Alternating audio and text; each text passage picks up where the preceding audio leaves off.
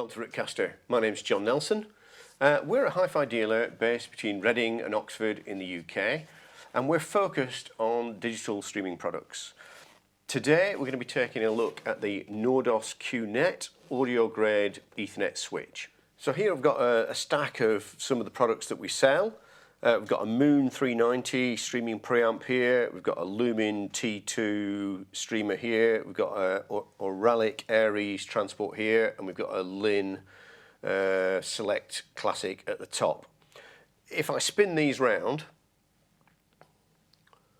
you will see on the rear of the devices, they've all got one thing in common: an Ethernet port, an Ethernet port, an Ethernet port, an Ethernet port. So the way that all these products get their information, whether it be from online services such as Tidal or Qobuz, or from a local NAS or like Roon or a QNAP, etc., they all get their information into the unit via the Ethernet. Some of them do support wireless interfaces, but if ever possible, we'd always recommend using a hardwired connection for better reliability and consistency of playback.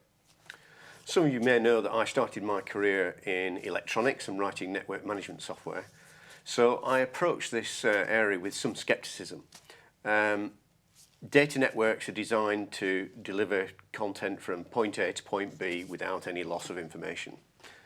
We don't open a Word document and find that half the letters have disappeared every time we save it or open it. And that's because the underlying protocols ensure that the information travels from point A to point B. The same should be true for music systems as well. We're moving packet data containing musical information through a network to our player or our renderer. So what can be the differences between a standard commodity product like this Netgear switch and the Nordost QNET? Let's have a look at the product first, and we'll look at some of the design choices that have been made. So I'll switch camera angles now. Let's have a quick look at what's inside the box.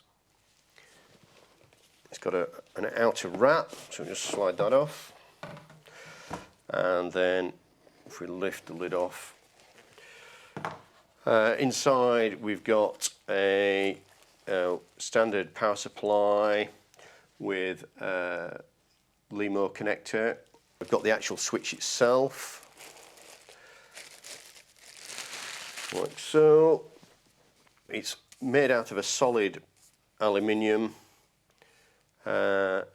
It's got the ports around the edge, power connector. It's got some vents here and here. What else is in the box? Okay, so there's a little stand for it to sit on, I think. There is also an additional stand for it, and there's also an instruction guide. So let's just have a little look at the switch in a bit more detail. It's got vents on the top and branding on the top there. On the base, not much to say apart from various CE marks, etc. Around the sides, again, we've got more vents here and here. And then we've got each of the Ethernet ports.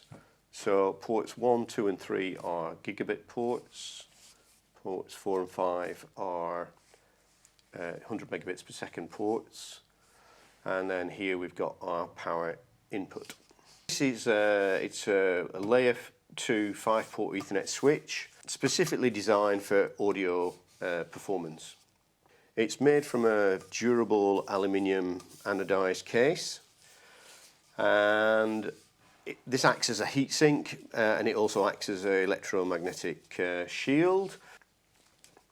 So Nordost have designed this switch from the ground up to reduce noise, reduce crosstalk, so the physical layout of the switch, by separating out the cables rather than having them all adjacent as you would find on a standard Ethernet switch, improves that noise immunity between each of the signals.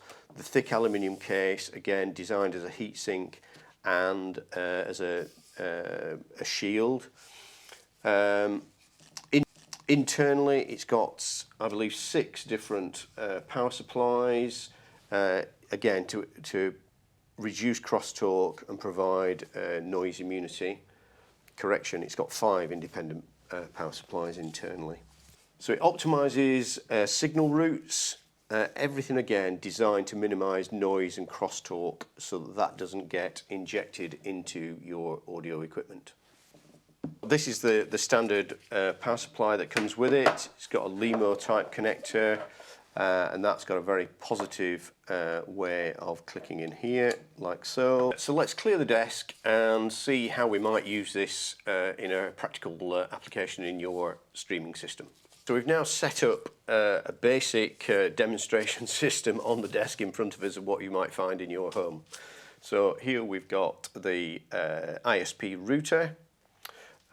We've got our Moon audio renderer here. It happens to be a Moon 390 streaming preamp. We're using a Roon Nucleus as the music server in this instance, and we've obviously got the QNet in the center here.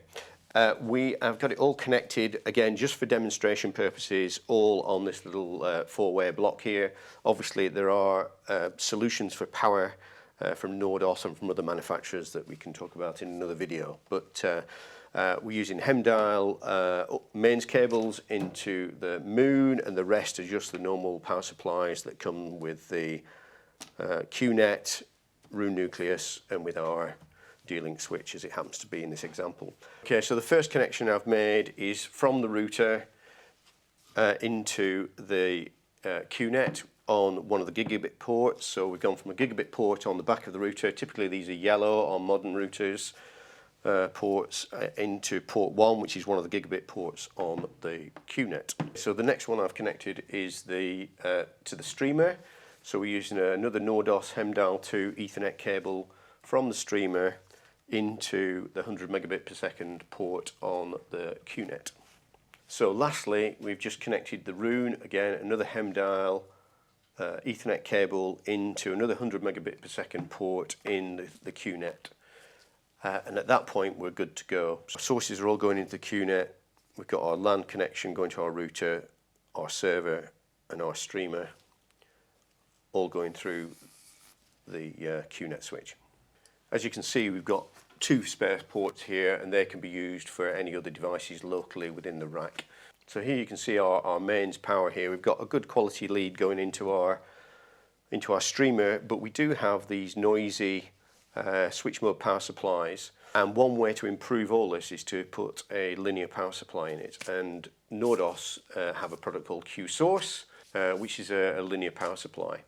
The interesting thing about that is it provides 6 outputs, 4 of which are fixed at 5 volts, 2 of which are configurable at 9, 12 or 19, and the other one at 12, 19 and 24 volts.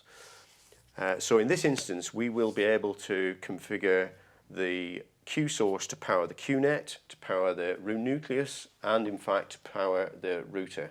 We'll have a look at what's in the QSource packaging, and then we'll reconnect this using the QSource. These integrated power supplies that are very common on equipment are generally not great in the vicinity of your hi-fi, and so a good upgrade is to replace these with a linear power supply. Nordost produce something called the QSource, and we'll have a look at that now. Right, so this is the QSource linear power supply. It's designed to work with other products in the QRT range. Let's have a look what we get in the box. There is an instruction guide of how to configure it, etc. And the actual product itself. Quite a heavy product. So there we have it. It's got 6 outputs on it. 4 of them are locked at 5 volts. And these 2 can be configured.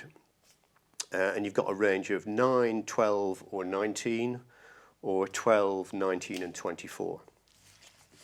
If I rotate it around here, we've got an earthing point, on-off button, and an IEC input, and also a voltage selector. So it will work at either European or US, so 240 or 110.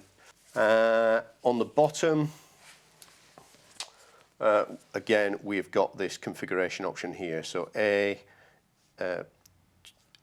9, 19 or 12, if I'm reading that correctly. Yes, 9, 19 or 12, and B, 19, 24 or 12. So you just move these to make your selection.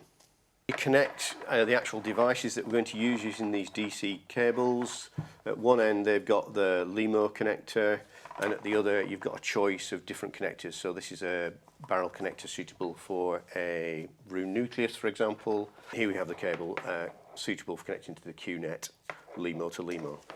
So there are different cables available, different barrel sizes, 2.1, 2.5 mil, etc., that should cover all bases. Like a crazy science experiment, but what we've now done is we've put the QSource in the system, and we've connected the room nucleus and the QNet using the linear power supply.